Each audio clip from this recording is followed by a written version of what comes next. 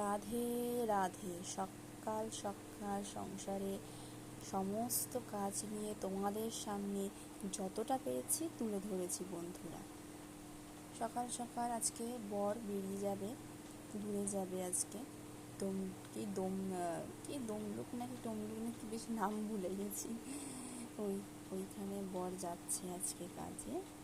তো আজকে বাড়ি নাও ফিরতে পারে, যেহেতু ছোট বাচ্চা আছে আমার, সেহেতু ভোর ভোর উঠেছি।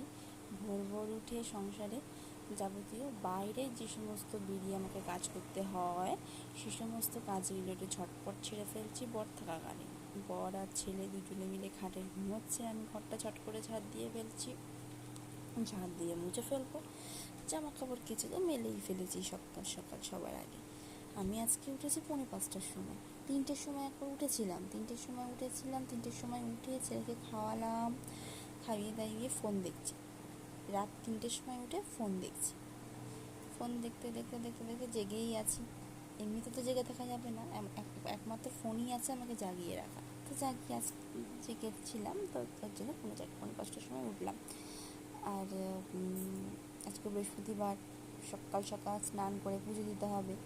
পুজোটাও দিয়ে ফেললাম ঝটপট জলদি।